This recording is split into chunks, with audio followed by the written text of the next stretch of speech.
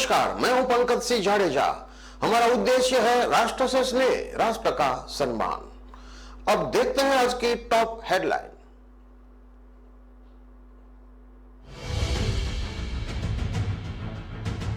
IPS Aditya का रसूख, फरार होकर भी मिली ईओयू की रिपोर्ट। एंट्री सिक्योरिटी बेल में इंटरनल रिपोर्ट का हवाला। आईजी अमित लोढ़ा के खिलाफ हुई थी जांच।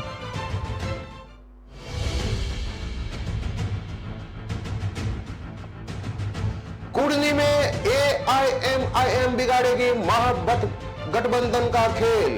जनता दल यूनाइटेड उम्मीदवार के सामने पार्टी उतारेगी कैंडिडेट। प्रदेश अध्यक्ष बोले, बीजेपी को रोक हम भी तैयार।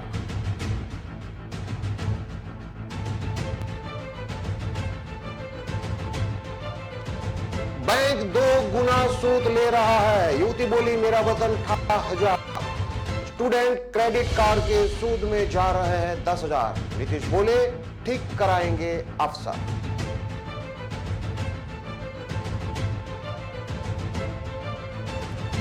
सृजन घोटाले में कसा शिकंजा। बैंक ऑफ बड़ौदा के 2 प्रबंधक कोलकाता से गिरफ्तार, जेल भेजे गए।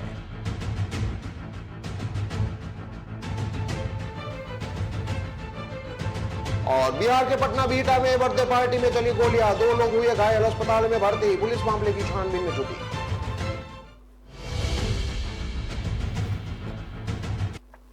अब देखते हैं खबरें विस्तार से। गया के तत्कालीन एसएसपी और गिरफ्तारी के डर से फरार चल रहे आईपीएस आदित्य कुमार पिछले 1 महीने से ट्रेसलेस है। इसका मोबाइल नंबर स्विच ऑफ है। आर्थिक अपराध इकाई यानी कि ईओयू इनकी तलाश में अब तक कई जगहों पर छापेमारी कर चुकी है, लेकिन आदित्य कुमार का कुछ पता नहीं चल सका है। आपको जानकर हैरानी होगी कि गिरफ्तारी के डर से जो शख्स फरार चल रहा है उसका रसूख ऐसा है कि उसके पास ईओयू की इंटरनल जांच रिपोर्ट भी है। दरअसल आदित्य कुमार ने अपने वकील के माध्यम से एंटी सिक्योरिटी बेल के लिए पटना के डिस्ट्रिक्ट जज की कोर्ट में 7 नवंबर को पिटीशन फाइल किया था। 116 पेज के इस पिटीशन में ईओयू की एक इंटरनल जांच रिपोर्ट भी है। यह रिपोर्ट गया के ही तत्कालीन आईजी और सीनियर आईपीएस अधिकारी अमित लोढ़ा के खिलाफ की गई जांच की है। अब सवाल यह उठता है कि जब आदित्य कुमार फरार है तो इनके पास ये इंटरनल जांच रिपोर्ट आई कहां से। सूत्र बताते हैं कि जांच के बाद इंटरनल रिपोर्ट को ईओयू ने सीधे डीजीपी को भेजा था। आपको बता दें कि आईपीएस अमित लोढ़ा की लिखी किताब बिहार डायरी पर आधारित एक वेब सीरीज बन रही है जो ओटीटी पर रिलीज होने वाली है। इसे लेकर अमित लोढ़ा के ऊपर रुपये जुटाने का आरोप लगा था।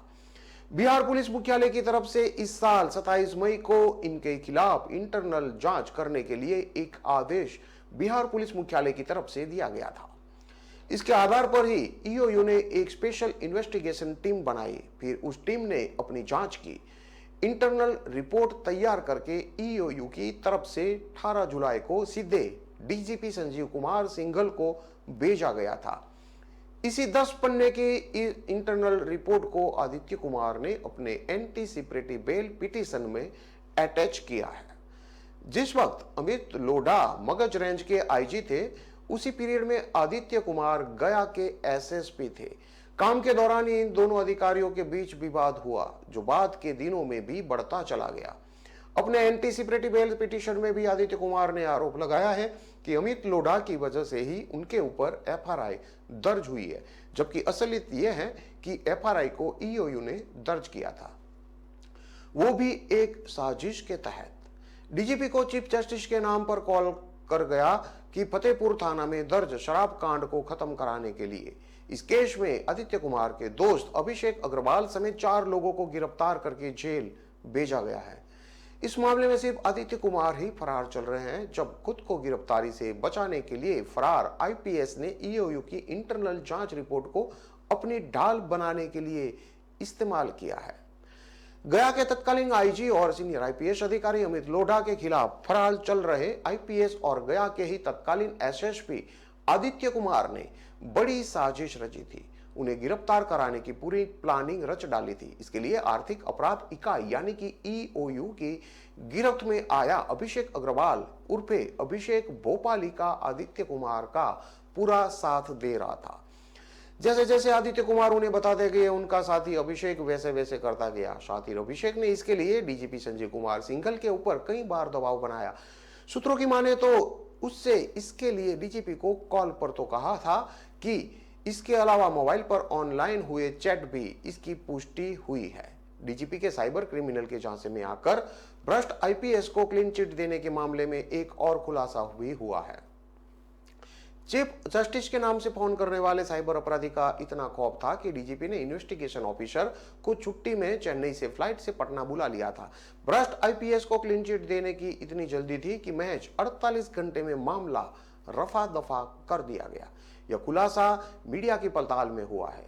बिहार पुलिस से जुड़े सूत्रों की माने तो आईपीएस आदित्य कुमार को शराब कांड में क्लीन चिट देने वाला अफसर भी जांच टीम के रडार पर है। पटना पुलिस में एसोसिएशन ने डीजीपी को बर्खास्त करने की कार्रवाई की मांग की है।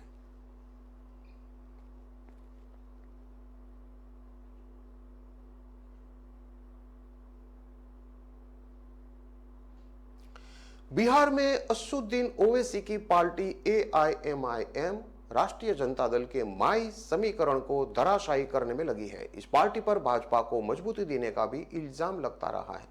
हाल के चुनाव को देखें तो गोपालगंज विधानसभा सीट पर हुए उपचुनाव में ओवैसी की पार्टी ने अब्दुल सलाम को मैदान में उतारा। गोपालगंज में राष्ट्रीय जनता दल और जनता दल यू के संयुक्त प्रत्याशी मोहन प्रसाद गुप्ता 1794 वोटों से चुनाव हार गए थे। वहीं एआईएमआई के प्रत्याशी अब्दुल सलाम को 12,214 वोट मिले। यानी स्पष्ट तौर पर राष्ट्रीय जनता दल को जीत से किसी ने रोका तो वो एआईएमआईएम ही थी।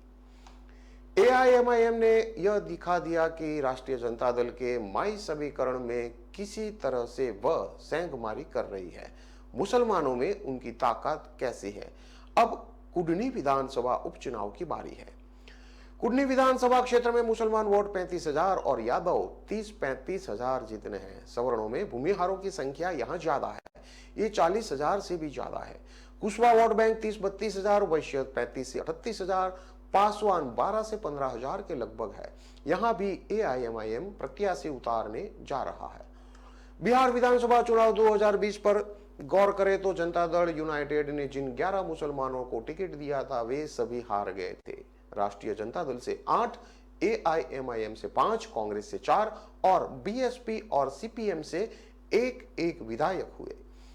2015 में कुल 24 मुस्लिम विधायक चुनाव जीतकर विधानसभा पहुंचे थे, लेकिन 2020 में 19 विधायक ही जीत सके। इसके बाद हुए तारापुर, कुशेश्वर स्थान, बोचहा, मोकामा और गोपालगंज उपचुनाव में कोई मुसलमान चुनाव नहीं जीता।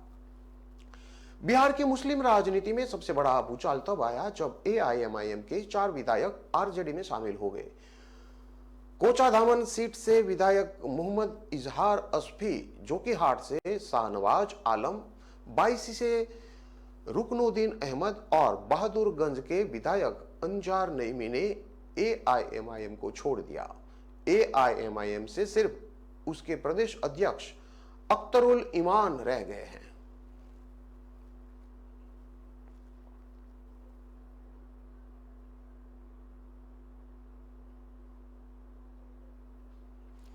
बिहार की मधेपुरा की एक युवती ने मुख्यमंत्री नीतीश कुमार से कहा कि सर, मैंने बीएससी नर्सिंग की पढ़ाई के लिए बैंक से 4 लाख रुपए कर्ज लिया था।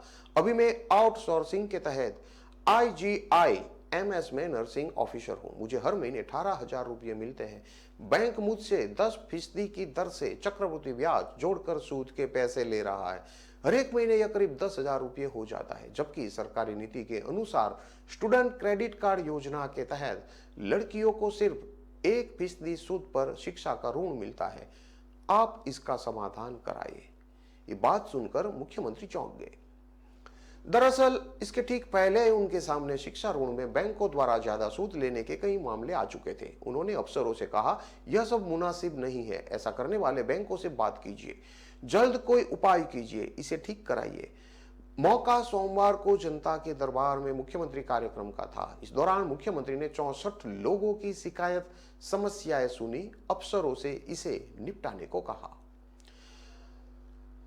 4 लाख में 1.5 लाख रुपया लौटाया, फिर भी 3.25 लाख बाकी रह गए। एक युवक ने मुख्यमंत्री से कहा कि मैंने स्टूडेंट क्रेडिट कार्ड के जरिए 4 लाख रुपए लिए थे, 1.5 लाख रुपए लौटा चुका हूं, फिर भी 3.25 लाख रुपए बाकी है। कहा गया था कि 4% सूद पर लोन मिला है, लेकिन 8.7% की दर से सूद लिया जा रहा है। एक अन्य युवक ने समय पर लोन नहीं मिलने पर अपना एडमिशन नहीं होने की शिकायत की। मुख्यमंत्री ने इन दोनों मामलों में कार्रवाई का निर्देश दिया। मितिहरवा यानी कि पश्चिम चंपारण के एक व्यक्ति ने मुख्यमंत्री से कहा कि मेरे परिजन कोरोना से मर गए हैं, लेकिन स्वास्थ्य विभाग इसे नहीं मानता है। हमें अभी तक 4 लाख रुपए नहीं मिले हैं। मुंगेर की एक महिला का कहना था कि उसके पति की मौत पिछले साल कोरोना से हो गई, लेकिन सरकार की तरफ से सहायता राशि नहीं मिली है। मुख्यमंत्री ने जल्द समुचित कार्रवाई करने को कहा। सीएम ने युवक से पूछा कि तुम्हारा नाम भी नीतीश कुमार है। हंसे और अफसर से बोले काम करवाइए। मुख्यमंत्री के सामने बेगूसराय का नीतीश कुमार बैठा था। उसके पिता की मृत्यु हो गई है, वह उनके बीमा का क्लेम चाहता था। मुख्यमंत्री ने उससे पूछा तुम्हारा नाम भी नीतीश कुमार है? उसने हाँ बोला। मुख्यमंत्री हंसे और कहा कि खाली नाम का स्पेलिंग अलग है। शिक्षा विभाग के अफसर से बोले ये मेरे नाम का लड़का है, इसका काम कराइए। मधुबनी जिला की एक महिला ने मुख्यमंत्री से कहा कि मैंने राजनगर पीएचसी में व्यंध्याकरण का ऑपरेशन कराया था, गलत ऑपरेशन हुआ, मैं फिर गर्भवती हो गई। मुख्यमंत्री ने स्वास्थ्य विभाग को कार्रवाई का निर्देश भी दिया। एक बुजुर्ग ने मुख्यमंत्री को बताया कि मेरी बेटी का इंटर का रिजल्ट 2014 से पेंडिंग है, इसके लिए मुझे 4,000 रुपये मांगे गए। मैंने किसी तरह 500 रुपया दिया, रिजल्ट अभी तक पेंडिंग है। मुख्यमंत्री ने फौरन कार्रवाई करने की बात कही। समस्तीपुर जिला के एक युवक ने मुख्यमंत्री को बताया कि उसके पिता सरकारी शिक्षक थे, वे 2009 में से सेवानिवृत्त हुए। 2016 में उसकी मृत्यु हो गई, लेकिन अभी तक हमें उनका पेंशन नहीं मिला है। मुख्यमंत्री ने शिक्षा विभाग को इस मामले को निपटाने को कहा। लखीसराय की एक महिला ने भी आंगनबाड़ी सेविका के चयन में गड़बड़ की शिकायत की। पूर्वी चंपारण की एक युवती का कहना था कि 2017 में उसका आंगनबाड़ी सेविका के रूप में चयन हुआ था, लेकिन अभी तक योगदान नहीं दिया गया। सौरा के एक व्यक्ति ने कहा कि 2018 में छठ अर्घ्य के दौरान उनकी बेटी की मौत हो गई, अभी तक अनुग्रह राशि नहीं मिली है।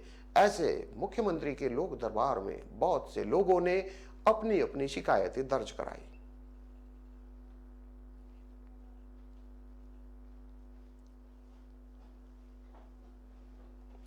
भागलपुर में हुए करोड़ों रुपए के सृजन घोटाले के एक मामले में पटना स्थित सीबीआई की एक विशेष अदालत ने सोमवार को 2 तत्कालीन बैंक प्रबंधक शंकर दास और अर्जुन दास को न्यायिक हिरासत में लेने के बाद जेल भेजने का आदेश दिया। सीबीआई ने बैंक ऑफ बड़ौदा के 2 तत्कालीन प्रबंधकों को कोलकाता से गिरफ्तार करने के बाद ट्रांजिट रिमांड के आधार पर पटना सिविल कोर्ट स्थित सीबीआई की विशेष न्यायाधीश की अदालत में पेश किया था, जहां से दोनों बैंक प्रबंधकों को न्यायिक हिरासत में लेने के बाद अदालत ने 18 नवंबर 2022 तक के लिए जेल भेजने का आदेश दिया है। मामला भागलपुर के महिला सशक्तिकरण एवं सुदृढ़ीकरण की विभिन्न सरकारी योजनाओं की करोड़ों रुपए की राशि के एक आपराधिक षड्यंत्र के तहत बैंक कर्मियों की मिली भगत से सृजन नामक स्वयंसेवी संस्था के माध्यम से धोखाधड़ी और जालसाजी पूर्वक गबन करने का है। प्रस्तुत मामले में भागलपुर के तत्कालीन जिलाधिकारी केपी रमैया के हस्ताक्षर से आरबीआई की अनुमति लिए बिना बैंक खाते खोले गए और फिर उन खातों के माध्यम से सृजन संस्था के खाते में करोड़ों रुपयों का स्थानांतरण किया गया। इस मामले में सीबीआई ने इस मामले की प्राथमिकी 14/A/2017 के रूप में दर्ज करने के बाद 28 लोगों के खिलाफ 18 मार्च 2020 को आरोप पत्र दायर किया था। समन के बावजूद अदालत में हाजिर नहीं होने के कारण रमैया समेत 10 लोगों के खिलाफ गिरफ्तारी का वारंट जारी किया गया था। वर्तमान में केपी रमैया समेत 8 आरोपी फरार चल रहे हैं। सृजन घोटाले से जुड़े मामले की जांच ईडी भी अपने स्तर पर कर रहा है। दूसरी ओर इसी मामले में आरोपित इंडियन बैंक के तत्कालीन सहायक शाखा प्रबंधक रंजीत कुमार पाल की अग्रिम जमानत याचिका इस अदालत ने सुनवाई के बाद खारिज कर दी।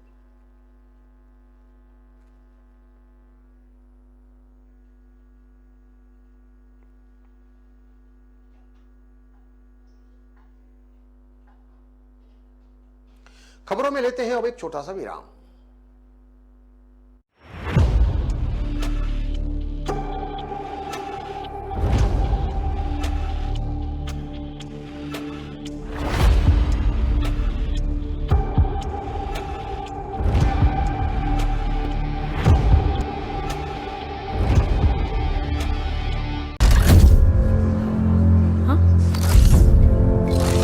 Hello, ladies. नील, मेरी चांद के लिए चांद का टुकड़ा। छी! सो चीजी नील, यंग रोमांस है हमारा। कुछ हटके, कुछ अलग करके दिखाओ यार। एक्सक्यूज मी, कुछ अलग देखना है? आपके Amazon शॉपिंग ऐप में है मिनी टीवी। यहाँ मिलेंगे अतरंगी शोज, वो भी free. Amazon mini TV. Young जनता को यही मानता। थोड़ा स्पेस मिलेगा?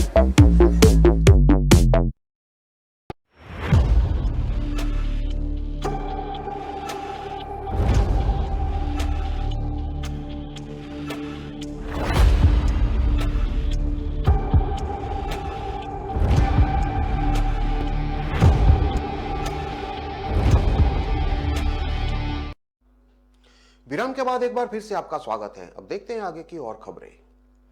पटना के बिहटा में रविवार की देर रात दौलतपुर गांव में आयोजित बर्थडे पार्टी में हर्ष फायरिंग के दौरान जमकर गोलियां चली। इस गोलीबारी में 2 लोगों को गोली लगी और वह घायल हो गए। आनन फानन में घायलों को इलाज के लिए बिहटा के एक अस्पताल में भर्ती कराया गया है।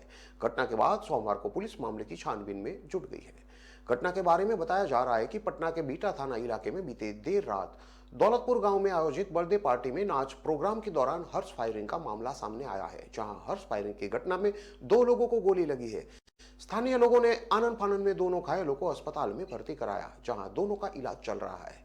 घायलों की पहचान दौलतपुर गांव निवासी अखिलेश राय और मोहित कुमार के रूप में बताई जा रही है। इधर फायरिंग की घटना की जानकारी मिलने के बाद स्थानीय पुलिस थानाध्यक्ष रंजीत कुमार दलवल के साथ अस्पताल पहुंचे और मामले की जांच शुरू कर दी है। जानकारी के अनुसार दौलतपुर गांव निवासी मनीष कुमार के बेटे का जन्मदिन रविवार की रात नाच प्रोग्राम का आयोजन किया गया था। इसमें काफी संख्या में लोग शामिल हुए थे। इसी दौरान देर रात नाच में फायरिंग हुई, जिसमें 2 लोगों को गोली लगी। इधर फायरिंग के बाद गांव में अफरा तफरी का माहौल हो गया। हालांकि घायलों को स्थानीय लोगों ने अस्पताल में भर्ती कराया है। इसके बावजूद भी देर रात्रि तक नाच गान का प्रोग्राम जारी रहा। बिहटा थाना अध्यक्ष रंजीत कुमार ने बताया कि दौलतपुर गांव में मनीष कुमार के घर पर बर्थडे पार्टी में बीती रात हर्ष फायरिंग में 2 लोगों की गोली लगी है। सूचना के बाद पुलिस टीम मौके पर पहुंची, जहां पुलिस ने दोनों घायलों को निजी अस्पताल में भर्ती कराया। फिलहाल प्रथम दृष्टया हर्ष फायरिंग का मामला सामने आया है। उन्होंने कहा कि हर्ष फायरिंग के मामले को लेकर लगातार पुलिस प्रशासन कार्रवाई कर रही है।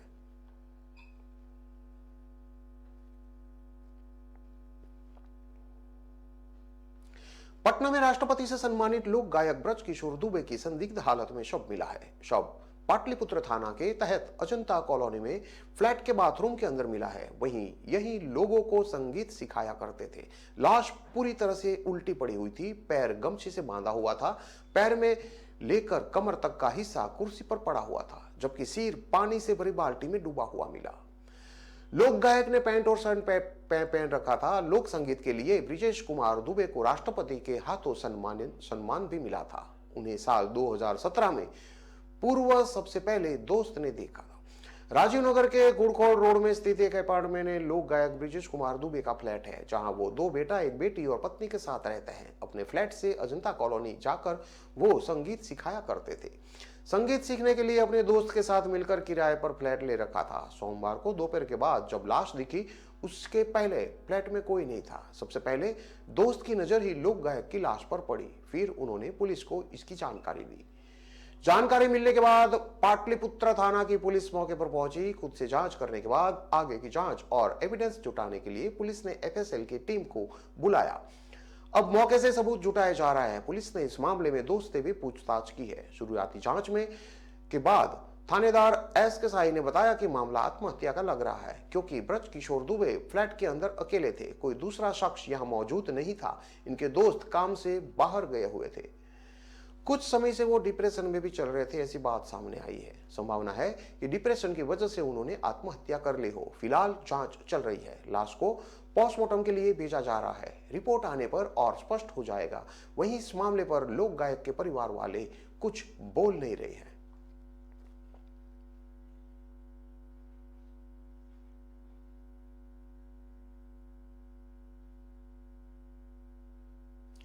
पटना के शिविर मंडल कारा फुलवारी शरीफ जेल में कैदियों के साथ 2 दिन पूर्व हुई मारपीट की घटना का कारा अधीक्षक ने पूरी तरह निराधार बताया। इस बात को लेकर बेऊर जेल के कारा अधीक्षक ने शिविर मंडल फुलवारी शरीफ जेल का निरीक्षण करके घटना को तथ्यहीन बताया। इस घटना को लेकर बीपीएससी के पेपर लीक मामले में जेल में बंद बंदियों ने इसकी लिखित शिकायत शिविर मंडल कारा अधीक्षक से की है। 2 दिन पहले इस बात की चर्चा जोरों पर बाहर आई कि फुलवारी शरीफ शिविर मंडल कारा में बंदियों के साथ दुर्व्यवहार किया गया है और उन पर लाठीचार्ज किया गया है। घटना के बाद बेऊर जेल के काराध्यक्ष जितेंद्र कुमार सिंह ने फुलवारी शरीफ शिविर मंडल जेल पहुंचकर वहां के वस्तु स्थिति से अवगत होने के बाद विजिटर बुक में ऐसी किसी घटना से साफ इनकार वाली बात को अंकित करते हुए यहां शांति व्यवस्था की बात कही है। ब्रिटिश काल 1942 में निर्मित इस जेल में फिलहाल 734 बंदी बंद है। जेल की क्षमता 700 के आसपास बताई गई है। इन बंदियों में 60 बंदी मद निषेध के आरोपी, 183 बंदी सेशन विचारधारा के अलावा 491 कैदी जो है वो मजिस्ट्रियल विचाराधीन में यहां बंद है। शिविर मंडल कारा के काराध्यक्ष लाल बाबू सिंह ने बताया कि 2 दिन पूर्व कुछ लोग बीपीएससी पेपर लीक मामले में जेल के बंद बंदियों से जबरन अपनी मर्जी से मुलाकात करना चाहते थे।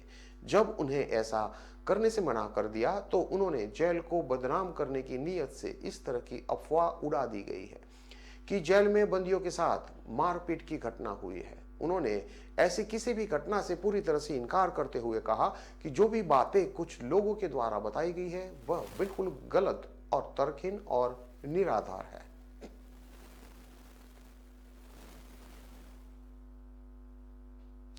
देश भर की नजरें इस दिन गुजरात चुनाव पर है। प्रधानमंत्री नरेंद्र मोदी और गृह मंत्री अमित शाह का गृह क्षेत्र होने के कारण बीजेपी ने पूरा जोर गुजरात में लगा रखा है। गुजरात में बीजेपी के प्रत्याशियों की लिस्ट सबसे ज्यादा चर्चा में है। गुजरात में पिछले चुनाव के मुकाबले बीजेपी ने 50% चेहरों के टिकट काट दिए हैं।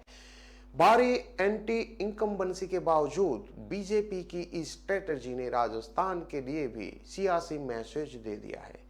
राजस्थान में अगले साल विधानसभा चुनाव है। नेतृत्व और प्रत्याशियों को लेकर बीजेपी में अभी से लॉबिंग शुरू हो गई है। इसी बीच गुजरात में भारी संख्या में पुराने चेहरे के टिकट काटकर बीजेपी ने संगठन सर्वोपरि का मैसेज दिया है। इसके बाद राजस्थान बीजेपी के नेताओं में भी यह चर्चा छिड़ गई है। माना जा रहा है कि राजस्थान में भी अंदरूनी लड़ाई के बीच गुजरात बीजेपी का फॉर्मूला अपना सकती है। पहला फॉर्मूला यह है कि मौजूदा विधायकों सहित 100 पुराने प्रत्याशियों के टिकट कट सकते हैं। राजस्थान में अगर यही फॉर्मूला लागू होता है तो कम से कम 100 नए चेहरों को 2023 में मौका मिल सकता है। वहीं लगभग 25 से 30 सिटिंग विधायकों के टिकट भी कट सकते हैं। गुजरात में बीजेपी ने 99 में से 38 सिटिंग विधायकों के टिकट काटे हैं। बीजेपी के इस निर्णय के बाद गुजरात में अंदरूनी खाने में इसका विरोध भी देखने को मिल रहा है। टिकट तय करने से पहले कई नेताओं की ओर से पार्टी पर दबाव भी था। इसके बावजूद बीजेपी संगठन सबसे ऊपर के फॉर्मूले पर चल रखी है। खबर में अभी और भी बहुत कुछ है। आगे बढ़ने से पहले अब ये दूसरा उसका मौका भी देख लीजिए। सीनियर नेताओं के भी टिकट कट सकते हैं। गुजरात में बीजेपी ने पूर्व मुख्यमंत्री विजय रूपाणी, नितिन पटेल, सौरभ पटेल समेत 6 बड़े नेताओं को मौका नहीं दिया। कहा गया कि उन्होंने चुनाव लड़ने से मना कर दिया था, मगर सूत्रों का कहना है कि बीजेपी इन्हें टिकट नहीं देना चाहती थी। रूपाणी को सीएम पद से हटाने के बाद से यहां चर्चा थी। ऐसे में राजस्थान में भी अगर यह फॉर्मूला लागू होता है तो कई सीनियर नेताओं के टिकट कट सकते हैं जो 5 से ज्यादा बार से विधायक है। तीसरा मुद्दा यह है कि नया चेहरा भी बन सकता है कोई सीएम। गुजरात में पहली बार विधायक बने भूपेंद्र पटेल को मुख्यमंत्री बना दिया गया था। बीजेपी ने जब पटेल को चुना तो काफी सवाल खड़े हुए। उसके बाद से ही यह कहा जाने लगा कि सेंट्रल लीडरशिप बगैर किसी दबाव के अपने तरीके से निर्णय कर रही है। राजस्थान में भी सीएम चेहरे को लेकर लड़ाई है। ऐसे में इस लड़ाई के बीच बीजेपी राजस्थान में भी कुछ ऐसा निर्णय कर सकती है जो चौंकाने वाला होगा। चौथा मुद्दा यह है कि एक भी मुस्लिम प्रत्याशी को यहां टिकट नहीं मिलेगा। गुजरात में इस बार भी मुस्लिमों को टिकट नहीं दिया गया। लगातार बीजेपी इस फॉर्मूले पर लेकर चल रही राज्यों में टिकट दे रही है। गुजरात में 30 सीटों पर मुस्लिमों का दबदबा है। इसके बावजूद विधानसभा चुनाव में एक भी टिकट नहीं दिया गया है। ऐसे में राजस्थान के इतिहास में पहली बार बीजेपी ऐसा कर सकती है कि एक भी मुस्लिम प्रत्याशी को टिकट ना दे। 2018 में भी बीजेपी किसी मुस्लिम प्रत्याशी को टिकट नहीं देना चाहती थी, मगर तत्कालीन सीएम वसुंधरा राजे के दबाव के चलते टोंक से पूर्व मंत्री यूनुस खान को टिकट दिया था। खान को सचिन पायलट ने हराया था। राजनीतिक जानकारों का मानना है कि अगर पार्टी अन्य राज्यों की तरह राजस्थान में भी इन्हीं फॉर्मूला पर चलती है तो खींचतान बढ़ सकती है। राजस्थान में बीजेपी की स्थिति अन्य राज्यों की तुलना में अलग है। यहाँ बीजेपी के पास वसुंधरा राजे के रूप में काडर रखने वाली नेता है, जो जरूरी नहीं कि बीजेपी सेंट्रल लीडरशिप के हर फैसले को स्वीकार करे। वही राजस्थान में यह निर्णय कई प्रमुख नेताओं को राजनीतिक रूप से प्रभावित कर सकते हैं। इसलिए आने वाले दिनों में राजस्थान में काफी खींचतान देखने को मिल सकती है।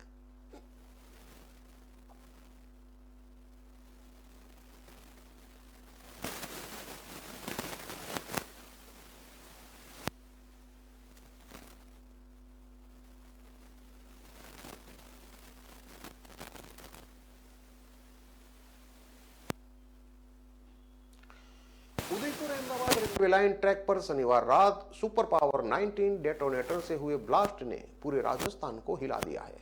पुलिस को रेलवे ट्रैक पर बारूद भी मिला है। एनएसजी, एनआईए, आईबी की टीमें उदयपुर में आतंकी और नक्सली हमले की आशंका को लेकर जांच कर रही है। इसके अलावा रेलवे पुलिस और उदयपुर पुलिस भी मामले की जांच में जुटी है। मामला इसलिए भी बेहद संवेदनशील है कि पीएम मोदी ने 31 अक्टूबर को ही इस रेलवे लाइन का उद्घाटन किया था।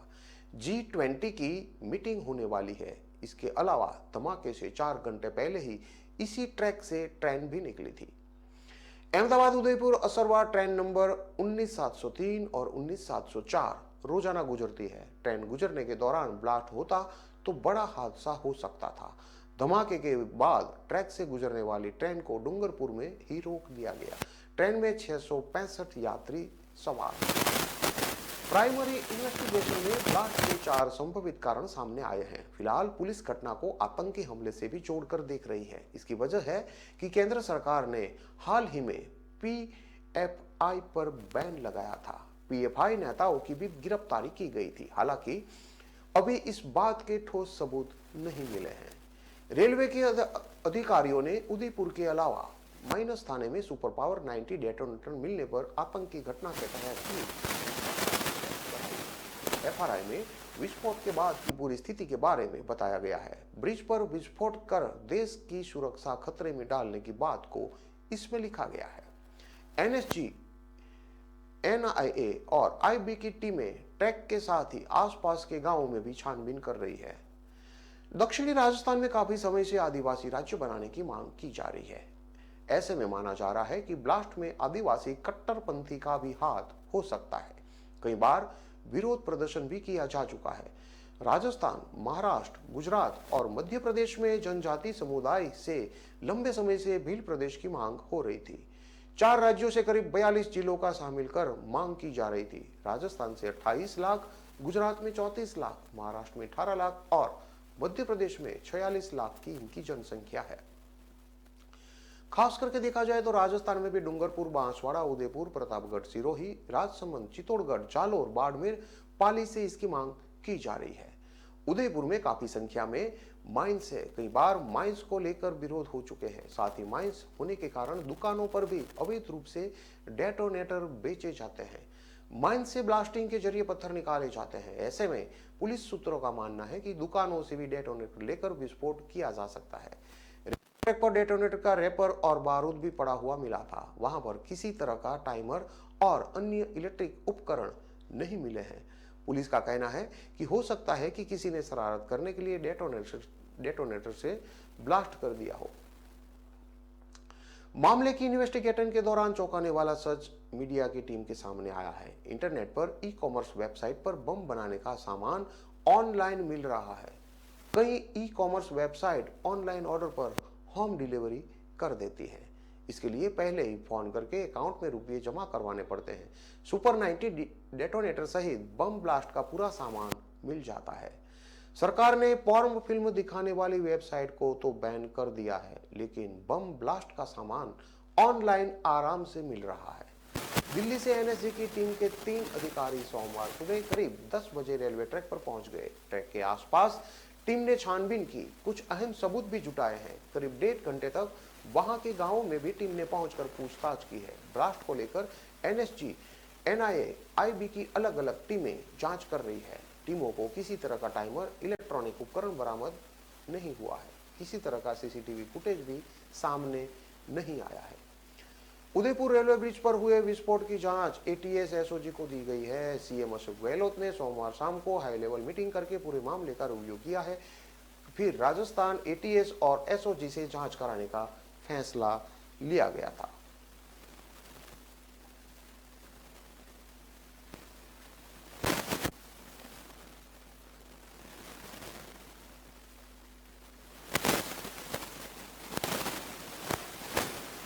इन सभी खबरों को विस्तार से पढ़ने के लिए आप हमारे वेबसाइट का भी प्रयोग कर सकते हैं। हमारा वेब का पता है www.kalamkartavya.com। हमारी कलम ही हमारा कर्तव्य है के उद्देश्य के साथ खबरों को आप राष्ट्र प्रथम के साथ देखते रहिए। नमस्कार।